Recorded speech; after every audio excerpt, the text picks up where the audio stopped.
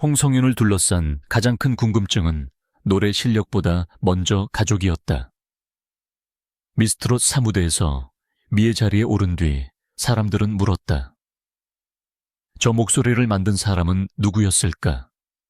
부모님은 어떤 분들이었을까? 그런데 지금까지 공개된 사실을 따라가면 더 선명한 답이 나온다. 홍성윤의 부모님은 이름이나 직업으로 먼저 알려진 사람들이 아니라 딸이 대전에서 서울까지 오가며 버틸 수 있도록 도시락과 응원으로 뒤를 지킨 사람들이었다. 특히 2026년 4월 1일 방송된 TV조선 아빠하고 나하고 예고와 관련 보도에서 드러난 장면은 강했다. 이소나 허찬미, 홍성윤이 미스트롯 4 진선미로 함께 출연했고 그 안에서 홍성윤의 부모님과 할머니 이야기가 함께 언급됐다. 대전에서부터 서울까지 도시락을 싸들고 찾아와 응원했다는 대목은 짧지만 홍성윤 가족 서사의 핵심을 보여준다. 누군가에게는 단순한 도시락이지만 무명 시절을 지나 경연 무대에 서는 딸에게는 가장 현실적인 응원이었다. 홍성윤이 처음부터 트로트 스타로 준비된 인물은 아니었다. 그는 국악을 먼저 품은 사람이었다. 가야금 병창과 판소리를 바탕으로 무대에 섰고 미스트롯에서는 타 장르부 참가자로 등장해 트로트에 도전했다. 2025년 12월 19일 보도된 미스트롯 4 관련 기사에서도 그는 국악을 해온 참가자로 소개됐다. 이 지점이 중요하다. 홍성윤의 무대가 다른 참가자와 달랐던 이유는 단순히 고음을 잘 내서가 아니라 국악의 호흡과 트로트의 감정을 한 사람의 목소리 안에 섞어냈기 때문이다. 가족 이야기는 여기서 더 깊어진다. 홍성윤은 어린 시절부터 노래와 국악에 끌렸지만 부모님은 처음부터 쉽게 찬성한 것은 아니었다. 노래로 살아가는 일이 얼마나 불안정하고 힘든지 알았기 때문이다. 공개 인터뷰에서 전해진 표현처럼 부모님은 노래를 해봐야 배를 곪는다는 걱정을 했고 어린 딸이 예술의 길로 들어서는 것을 쉽게 밀어주지 못했다. 그러나 홍성윤은 포기하지 않았다.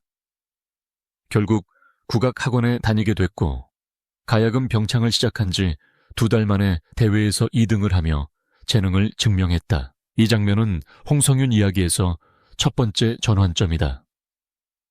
부모님이 반대한 딸의 꿈이 단순한 고집이 아니라 재능이라는 사실이 숫자로 확인된 순간이기 때문이다. 2달 그리고 2등, 이 짧은 시간과 구체적인 결과는 홍성윤이 왜 무대 위에서 흔들리지 않았는지를 설명한다.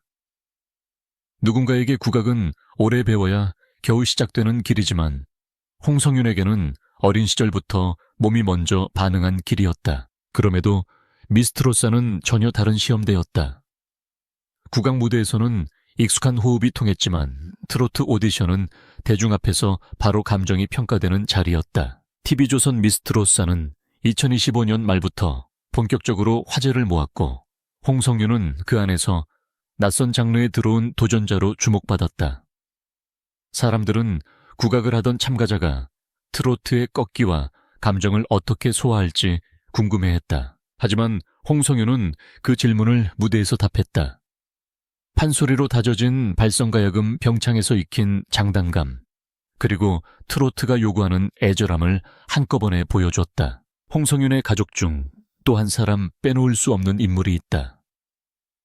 바로 할머니다. 2026년 3월 13일 공개된 인터뷰에서 홍성윤은 할머니와의 기억을 노래에 담고 싶었다고 밝혔다.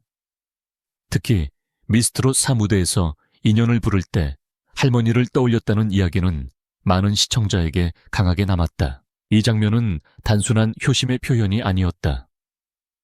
홍성윤이 왜 노래를 그렇게 부르는지, 왜 한 소절 안에 오래된 감정이 묻어나는지를 설명하는 열쇠였다. 홍성윤에게 할머니는 단순히 가족이라는 단어로만 설명되지 않는다.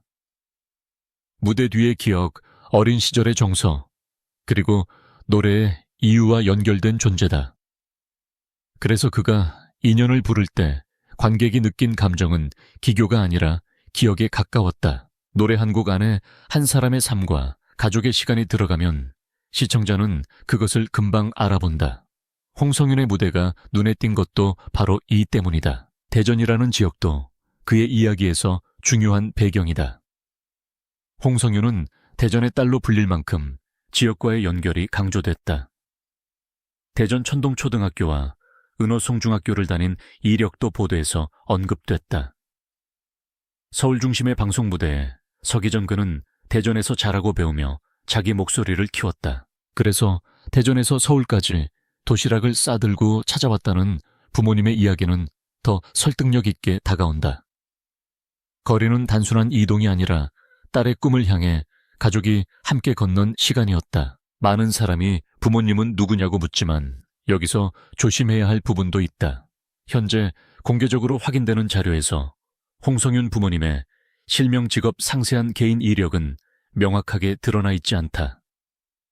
따라서 확인되지 않은 이름이나 직업을 단정하는 것은 옳지 않다. 하지만 분명히 말할 수 있는 사실은 있다. 그들은 딸의 꿈을 처음부터 쉽게 소비한 사람들이 아니었고 걱정했지만 결국 곁에 남았으며 중요한 순간마다 가장 가까운 자리에서 응원한 사람들이었다. 이것이 오히려 더 현실적이다. 연예인 가족 이야기에서 흔히 나오는 화려한 배경이나 특별한 직업보다 홍성윤의 부모님 이야기는 훨씬 생활에 가깝다. 딸이 굶지 않도록 챙기고 무대 뒤에서 기다리고 대전에서 서울까지 움직이고 걱정하면서도 결국 믿어주는 부모. 바로 이런 평범한 장면들이 시청자에게 더 깊게 꽂힌다. 왜냐하면 대부분의 가족은 말보다 행동으로 사랑을 보여주기 때문이다. 미스트롯사에서 홍성윤이 미의 자리에 오른 것도 이 서사와 분리할 수 없다. 진은 이소나서는 허찬미미는 홍성윤으로 알려졌고 홍성윤은 그 자리에서 국악 출신 참가자가 트로트 무대에서도 충분히 대중의 마음을 얻을 수 있다는 것을 보여줬다. 이 결과는 단순한 순위가 아니었다. 어린 시절 국악을 선택했을 때의 걱정, 부모님의 반대와 응원, 할머니와의 기억 대전에서 쌓은 시간까지 한꺼번에 인정받은 순간이었다. 홍성윤의 숨겨진 사실은 거창한 비밀이 아니다. 오히려 너무 가까이에 있어서 사람들이 놓치기 쉬운 이야기다. 그는 하루아침에 만들어진 스타가 아니었다. 어린 시절부터 국악을 배우고 짧은 시간 안에 대회 결과로 재능을 증명하고 낯선 트로트 경연에 뛰어들고 가족의 걱정과 응원을 동시에 안고 무대에 섰다. 그래서 그의 노래는 화려한 기술보다 먼저 사람의 삶처럼 들린다. 앞으로 홍성윤이 더 큰 무대에 설수록 사람들은 계속 물을 것이다. 부모님은 누구인가? 어떤 집에서 자랐는가? 왜 저렇게 노래하는가?